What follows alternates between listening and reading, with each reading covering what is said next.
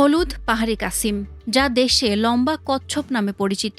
এরা ডাঙায় বসবাসকারী এক দুর্লভ ও অতি বিপন্ন প্রজাতির কচ্ছপ।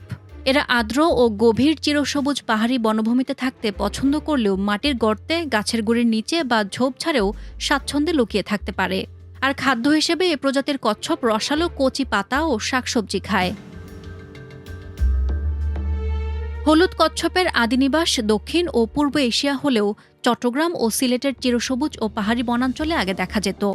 কিন্তু কালের বিবর্তনে এদের থাকার জায়গা ধ্বংস, ধীরগতির প্রজনন চক্র এবং মানুষের তৈরি বিভিন্ন প্রতিবন্ধকতা ও প্রাকৃতিক নানা কারণে এদের সংখ্যা দিন দিন কমে এখন বিলুপ্তির পথে। ফলে কয়েক বছর ধরে হুমকির মুখে থাকায় এই প্রজাতির কাসিমকে International Union for Conservation of Nature IUCN লাল তালিকায় মহাবিপন্ন প্রজাতি হিসেবে অন্তর্ভুক্ত করে। প্রতিষ্ঠানটি বলছে আগামী 10 বছরের মধ্যেই এই হলুদ জাতের কচ্ছপ পৃথিবী থেকে বিলুপ্ত হতে পারে। পাহাড়ি হলুদ কচ্ছপ হারিয়ে যাওয়ার আশঙ্কা থেকে 2022 সালে চট্টগ্রাম চিড়িয়াখানা কর্তৃপক্ষ প্রাকৃতিক পরিবেশের মতো নতুন বাসস্থান তৈরি করে প্রাকৃতিকভাবে বংশবৃদ্ধির উদ্যোগ নেয়। ফলে 4 মাস আগে হলুদ কচ্ছপ 5টি ডিম দেয়। গত 6 জুন সেই ডিম ফুটে বের হয় 5টি বাচ্চা। আর এতেই আশার আলো দেখছেন চট্টগ্রাম চিড়িয়াখানা কর্তৃপক্ষ।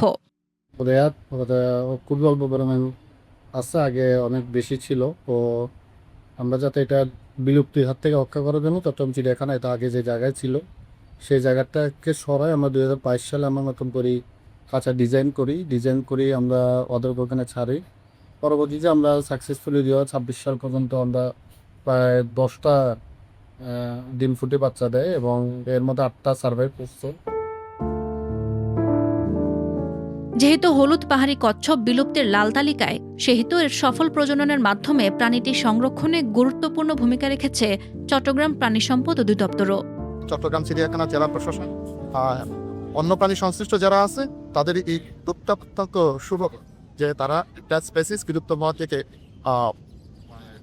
অবমুক্তি করার মাধ্যমে বা ব্রিডিং করার মাধ্যমে সংরক্ষণের উদ্যোগ নিয়েছে। তাদের এই উদ্যোগকে আমরা সাধুবাদ জানাই।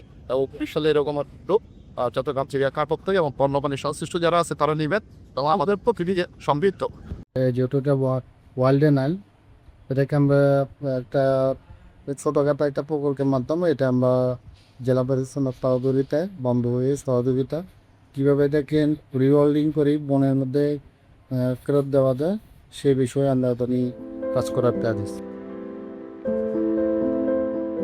চিড়িয়াখানায় সদ্য জন্ম নেয়া কচ্ছপের বাচ্চাগুলো খাঁচার ভেতরে কখনো মায়ের সঙ্গে, কখনো বা একা একা ঘুরে বেড়ায়। তারা মনের আনন্দে খেলে। এই দৃশ্য দেখতে প্রতিদিন চিড়িয়াখানায় ভিড় করছেন নানা বয়সী দর্শনার্থী। এই হলুদ কচ্ছপ আর কখনো দেখে নেয়, এই প্রথম দেখছে, এক দেখাতে খুব ভালো লাগছে। এদিকে চিড়িয়াখানায় বন্দি অবস্থায় মহাবিপন্ন হলুদ কচ্ছপের বংশবৃদ্ধির ঘটনাকে একটি বড় সাফল্য বলে মনে করছেন প্রাণী সম্পদ গবেষকেরা।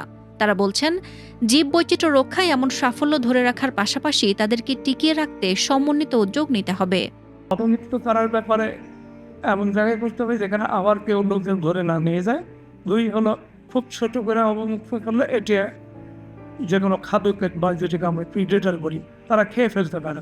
কাজে একটু বড় করে ছাড়তে হবে, একবারে ছোটো ছাড়া ঠিক হবে। ছাড়ার আগে জায়গাটা প্রোটেক্টেড এবং লোকজন ধরে নেবে না, এরকম যদি একটু উদ্যোগ নিতে পারে তাহলে কিন্তু হয়।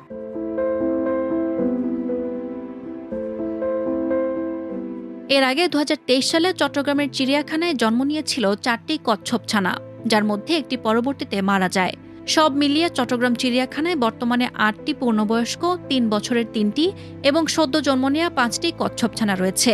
অর্থাৎ গত 4 বছরে এখানে বিপন্নপ্রায় হলুদ কচ্ছপের সংখ্যা 8টি থেকে বেড়ে হয়েছে 16টি।